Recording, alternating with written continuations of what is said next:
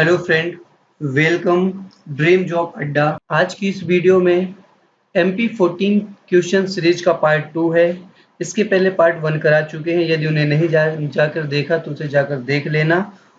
ठीक है, तो फर्स्ट क्वेश्चन है कि क्षेत्रफल के आधार पर भारत में मध्य प्रदेश राज्य कौन से स्थान पर है।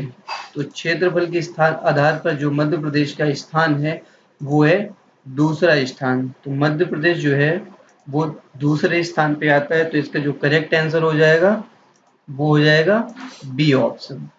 तो यहाँ पास हो जाएगा बी ऑप्शन। ठीक है, तो पहले स्थान पे भारत में कौन है क्षेत्रफल के आधार पर। तो फर्स्ट जो है क्षेत्रफल के आधार पर वो है राजस्थान। एक मिनट नया स्लाइड ले लेते हैं। तो ये जो हो जाएगा, देखिए क्षेत्रफल के आधार पर भारत में पहला राज्य जो है फर्स्ट नंबर पे जो राज्य जो है फर्स्ट नंबर पे वो है राजस्थान। और मध्य प्रदेश जो है वो है सेकंड नंबर पे है मध्य प्रदेश। क्षेत्रफल के आधार पे बात कर रहे हैं। ठीक है, एंड जनसंख्या के आधार पे देखो, जनसंख्या के आधार पे मध्य प्रदेश का जो स्थान है, जनसंख्या के आधार पे मध्य प्रदेश का भारत में जो स्थान है वो 6th नंबर में, 6वां नंबर है। ठीक है, 6वां नंबर। और जनसंख्या के हिसाब से पहला नंबर कौन है, फर्स्ट नंबर पे है उत्तर प्रदेश। और बात करते हैं क्षेत्र के, क्षेत्रफल की बात करेंगे तो क्षेत्रफल में देखिए पहला तो राजस्थान हो गया और लास्ट कौन सा है क्षेत्रफल के हिसाब से। देखिए क्षेत्रफल में लास्ट हो जाएगा गोवा। गोवा जो है क्षेत्रफल के हिसाब से सबसे छोटा राज्य है भारत देश में।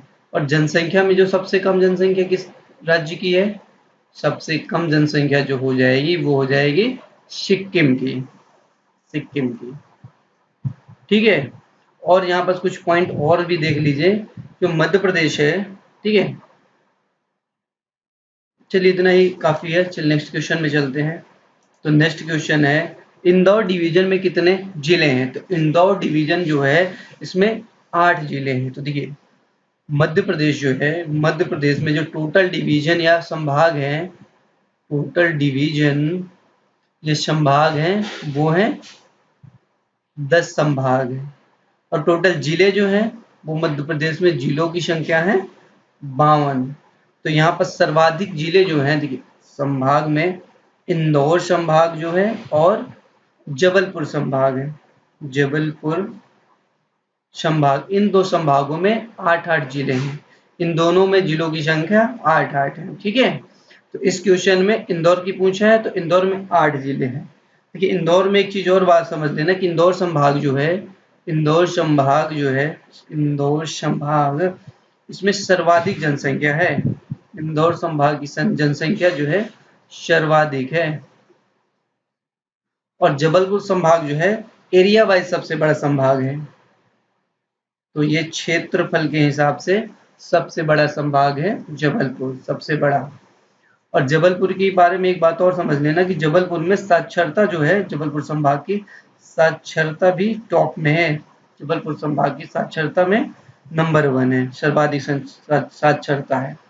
ठीक है, अब देखिए कुछ संभाग और 10 संभाग है, 2 संभाग यहाँ पास हो गए, बाकी 8 संभाग और देख लीजिए। तो देखिए कुछ संभाग है जिनमें 3 जिले हैं। तो 3 जिलों वाले संभाग कौन कौन से हैं। तो ये संभाग हो जाएगा चंबल संभाग, दूसरा नर्मदापुरम संभाग, नर्मदापुरम संभाग, और तीसरा संभाग जो है वो होगा शहडोल। शहडोल सब, इन तीनों संभाग जो हैं इनमें 3-3 जिले हैं। तो देखिए जो ये चंबल संभाग है, हमारा जो चंबल संभाग है इसमें न्यूनतम लिंगानुपात है, न्यूनतम लिंगानुपात है।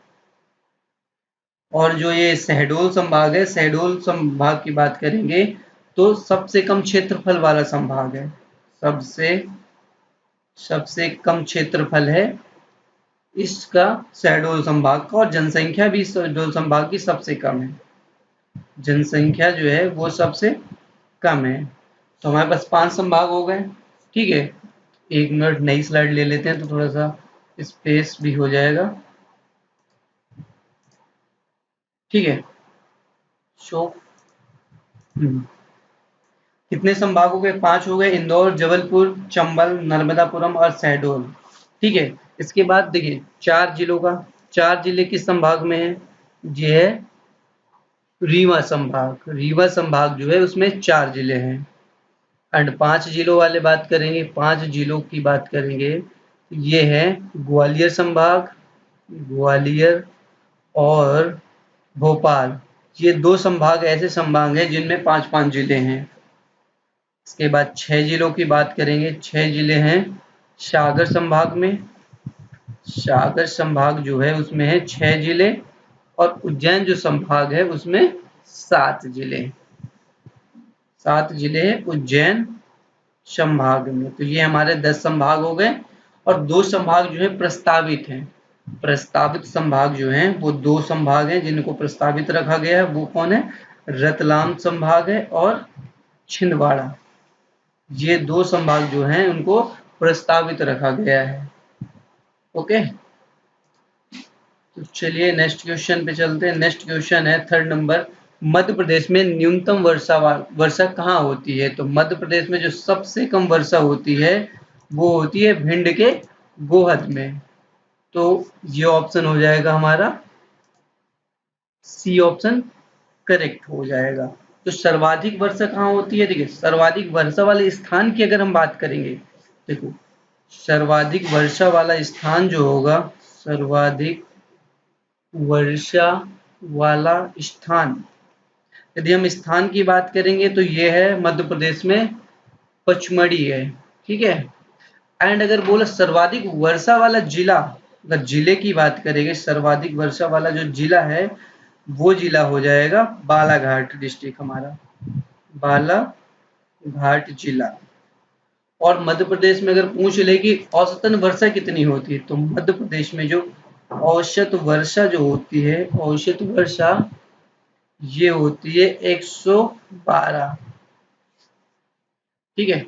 नेक्स्ट क्वेश्चन की तरफ चलेंगे। नेक्स्ट क्वेश्चन है, नर्मदा नदी अपने उद्गम स्रोत है, यानी कि नर्मदा नदी का जो है उद्गम स्रोत है, तो ये नर्मदा नदी जो है वो जो निकलती है वो अमरकंटक से निकलती है। तो इसका जो करेक्ट आंसर हो जाएगा वो आंसर ए हो जाएगा। देखिए नर्मदा नदी अमरकंटक से निकलती है, अमरकंटक से एक और नदी निकलती है, उस नदी का नाम है, एक और नदी निकलती है वो है सोन नदी। सोन नदी का भी उद्गम अमरकंटक से ही है, ठीक है।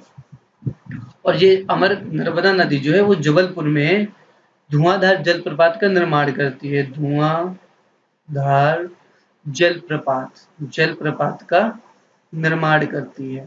तो मध्य प्रदेश में चलिए कुछ नदियों को देख लेते हैं। देखिए नर्मदा नदी जो है मध्य प्रदेश में, नर्मदा नदी जो है वो, इसकी जो टोटल लंबाई है वो है 13-12 किलोमीटर है।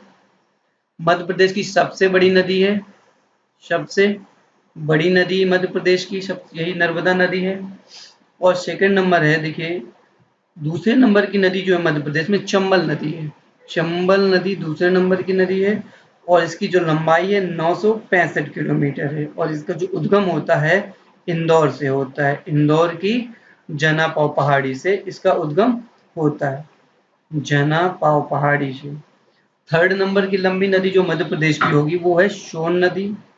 सोन नदी जो है इसकी लंबाई है 780 किलोमीटर, और इसका जो उद्गम है अमरकंटक से होता है। एंड अगली जो नदी है ताप्ती नदी, चौथी नदी है मध्य प्रदेश की लंबी नदी, इसका जो लंबाई है 724 किलोमीटर है, एंड इसका जो उद्गम होता है बैतूल के मुल्तई से होता है, मुल्ताई से होता है। और जो 5वें नंबर की जो नदी है बेतवा नदी, बेतवा नदी जो है, बेतवा नदी इसकी लंबाई 590 किलोमीटर है।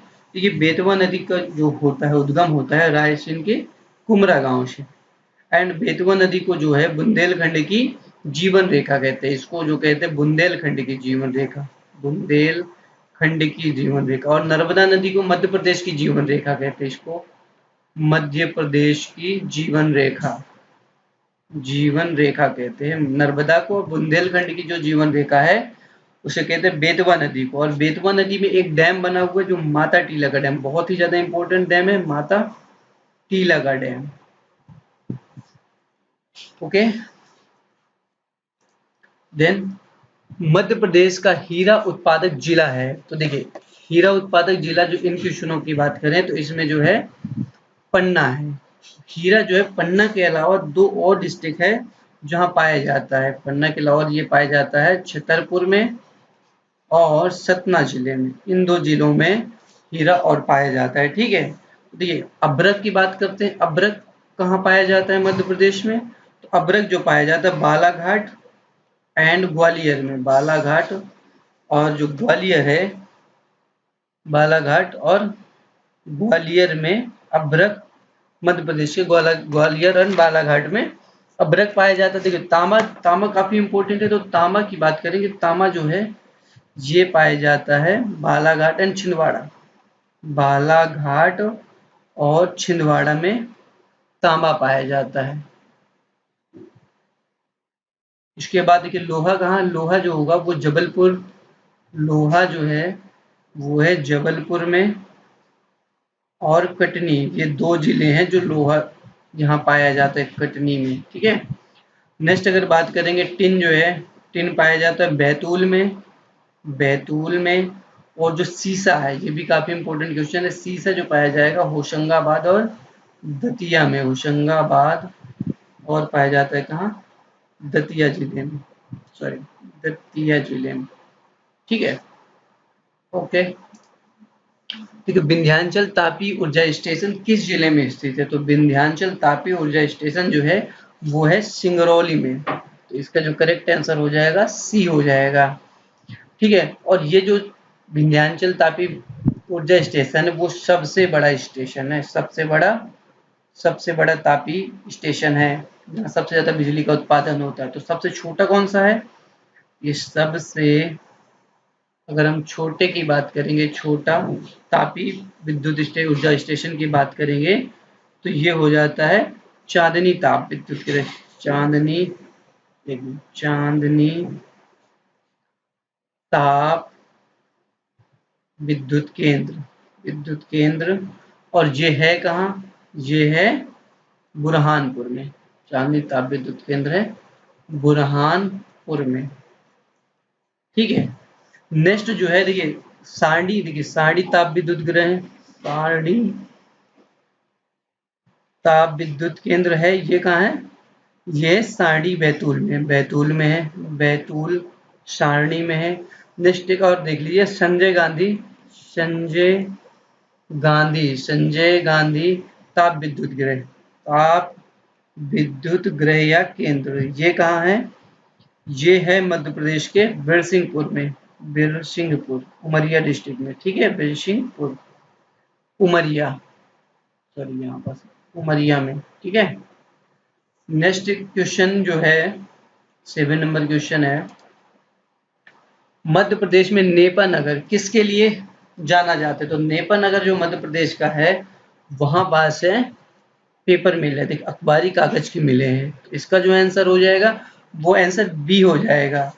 तो देखिए पेपर से रिलेटेड कुछ और मिल है जिनको जानना काफी जरूरी है। देखिए सिक्योरिटी पेपर मिल, देखिए सिक्योरिटी पेपर मिल जो है वो मध्य प्रदेश में होशंगाबाद में। तो यहाँ पास एक मिनट, सिक्योरिटी पेपर मिल जो है, सिक्योरिटी पेपर मिल जो है वो कहाँ है? वो है होशंगाबाद। होशंगाबाद में। एक मिनट थोड़ा पेन चेंज करते हैं इसको थोड़ा सा। ठीक है, अब से बोलो। होशंगाबाद में देखिए नोट करेंसी, देखो नोट करेंसी जो है वो मिल कहाँ है? ये मिल है देवास में। नोट की करेंसी छापने वाली मिल है देवास में। एंड ओरिएंट पेपर मिल है अमलई में। ओरिएंटल जो है, ओरिएंटल जो है पेपर मिल जो है वो है अमलई में। अमलई शहडोल, अमलई जो है शहडोल। ठीक है, देन मध्य प्रदेश राज्य के सबसे पुराने उर्दू समाचार पत्र का क्या नाम है? जो कि भोपाल से प्रकाशित होता है। तो सबसे पुराना जो है भोपाल से जो प्रकाशित, तो इसका नाम है नादिम। देन कैप्टन रूप सिंह स्टेडियम, जो कि एक अंतर्राष्ट्रीय क्रिकेट स्टेडियम है, वो स्थित है। तो कैप्टन रूप सिंह स्टेडियम जो है वो स्थित है ग्वालियर में। तो इसका जो करेक्ट आंसर हो जाएगा ए नंबर, ग्वालियर हो जाएगा। देखिए ग्वालियर में एक और स्टेशन है, वो स्टेशन का नाम है, देखिए ग्वालियर में एक और स्टेशन है जिसका नाम है सुभाष चंद्र बोस स्टेडियम। सुभाष चंद्र बोस, ठीक है, सुभाष चंद्र बोस स्टेडियम है। रीवा की देखो, रीवा में कौन सा, देखो रीवा में जो है ठाकुर ठाकुर रणमत रणमत सिंह ठाकुर रणमत सिंह स्टेडियम है। और एक है अवधेश प्रताप स्टेडियम, एक और है अवधेश प्रताप स्टेडियम। नेक्स्ट की बात करते हैं। देखिए भोपाल, भोपाल में नीचे लिख लेते हैं। देखो भोपाल में कौन कौन से स्टेडियम है, तो भोपाल में ऐशबाग स्टेडियम है, ऐशबाग स्टेडियम। और अगला स्टेडियम है भोपाल में तात्या टोपे स्टेडियम, तात्या टोपे स्टेडियम।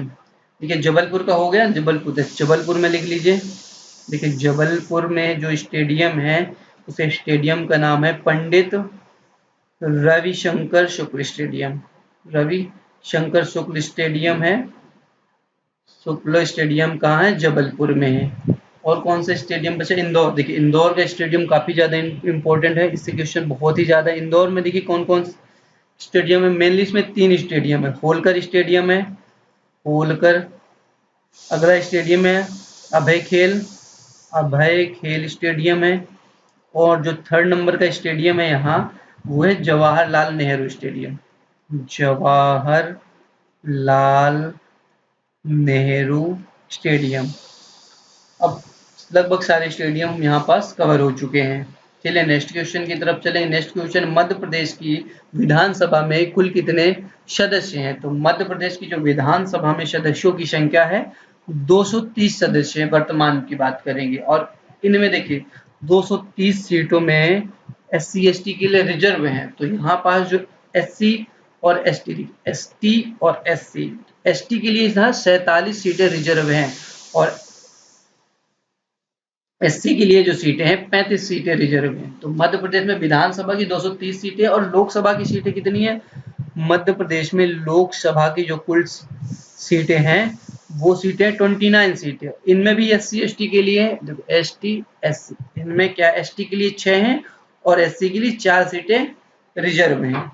और मध्य प्रदेश में राज्यसभा के लिए कितनी सीटें हैं, राज्यसभा की सीटें जो होंगी, राज्यसभा के लिए सीटें हैं 11 सीटें। देखिए नेक्स्ट क्वेश्चन है, मध्य प्रदेश में उच्च न्यायालय का मुख्यालय कहाँ स्थित है। तो जो मुख्यालय है वो है जबलपुर में। तो इसका करेक्ट आंसर हो जाएगा बी। देखो मुख्य न्यायालय के साथ साथ 2 खंडपीठ भी हैं। तो जो खंडपीठ है उच्च न्यायालय की, यहाँ पास खंडपीठ जो है वो है इंदौर और ग्वालियर में। ग्वालियर में 2 खंडपीठ है, मतलब इंदौर और ग्वालियर में। और एक खंडपीठ जो है प्रस्तावित है, जो प्रस्तावित खंडपीठ है वो है भोपाल, ठीक है। भोपाल जो खंडपीठ है मध्य प्रदेश की, वो है प्रस्तावित है। और जो इस समय मध्य प्रदेश में वर्तमान जो मुख्य न्यायाधीश हैं इस समय जो है वो है रवि विजय कुमार। मुख्य न्यायाधीश जो की बात करेंगे, मुख्य न्यायाधीश जो है इस समय वर्तमान में वो है रवि विजय, ठीक है, रवि विजय हैं। और पहले कौन थे, फर्स्ट मुख्य न्यायाधीश मध्य प्रदेश के थे मोहम्मद हिदायतुल्लाह पहले थे। और जो पहली महिला मुख्य न्यायाधीश थी, पहली फर्स्ट महिला मुख्य न्यायाधीश जो थी वो थी सरोजनी सक्सेना पहली महिला मुख्य न्यायाधीश थी।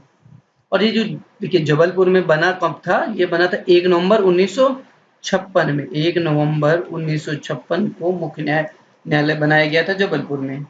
नेक्स्ट क्वेश्चन है, तानसेन के मकबरे देश में स्थित है। तो तानसेन का जो मकबरा स्थित है वो है ग्वालियर में। तो तानसेन का जो मकबरा है ग्वालियर में है, ठीक है। और ग्वालियर में कुछ और भी मकबरे हैं, तो देखिए कौन कौन से मकबरे, इनको भी जान लीजिए। तो ग्वालियर का जो मकबरा है, देखिए तानसेन के साथ साथ है मोहम्मद गौस का मकबरा, मोहम्मद गौस का मकबरा है, गौस का मकबरा। और एक और मकबरा है रानी लक्ष्मीबाई का मकबरा, रानी लक्ष्मीबाई का मकबरा, ठीक है। ये 3 मकबरे ग्वालियर में हैं। और देखिए जबलपुर में एक मकबरा है, किसका, जबलपुर की बात करते हैं। जबलपुर में मकबरा बना हुआ है रानी दुर्गावती का, रानी दुर्गावती का मकबरा कहाँ है, वो है जबलपुर में। एंड एक मकबरा है कहाँ, देखिए कान्हा बाबा का मकबरा, काफी इंपॉर्टेंट क्वेश्चन है। कान्हा बाबा का जो मकबरा है ये बना है सोडलपुर हरदा में, सोडलपुर हरदा, ठीक है, हरदा डिस्ट्रिक्ट में। एक बैजू बाबा, देखिए बैजू बाबा, ये भी बहुत जरूरी, बहुत ही ज्यादा एग्जाम में पूछा जाता है क्वेश्चन। बैजू बाबा का मकबरा जो है, बाबा सॉरी ये बाला नहीं, बाबा का मकबरा है, ये है समाधि, इसको बोले चंदेरी में, चंदेरी में, ठीक है। चलिए नेक्स्ट क्वेश्चन, हिंडोला और जहाज महल, ये दोनों महल कहाँ स्थित है, हिंडोला और जहाज महल दोनों डैश स्थित, तो ये महल जो है मांडू में है। तो मांडू में हिंडोला और जहाज महल स्थित है। तो मांडू में देखिए कुछ और महल हैं, देखिए इसके अलावा अशरफी महल भी मांडू में है, अशरफी महल, अशरफी महल हो गया। और कौन सा महल हो गया, जहाज महल भी है, जहाज महल भी है, खरबूजा महल भी है, खरबूजा महल, ठीक है।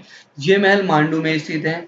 ग्वालियर में देखिए कुछ महल हैं, ग्वालियर में, ग्वालियर की बात है, ग्वालियर में महल है गुजरी महल, गुजरी महल ग्वालियर में बहुत ज्यादा पूछा जाता है। मोती महल है, मोती महल है।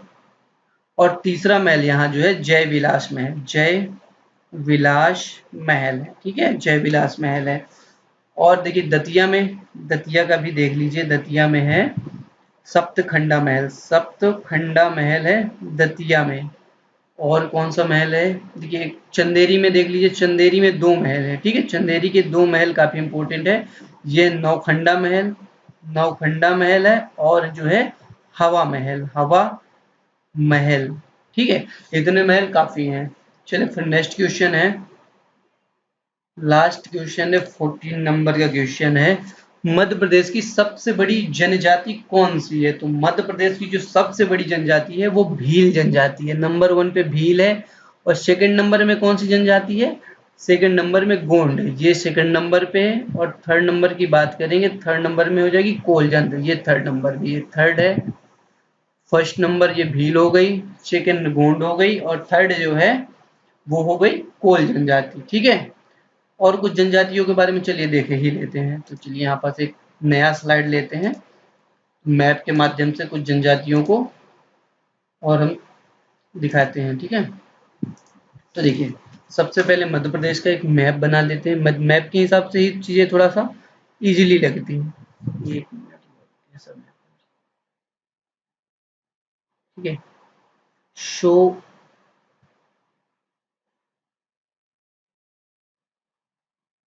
कुछ थोड़ा सा वैसा बन रहा है पर ठीक है।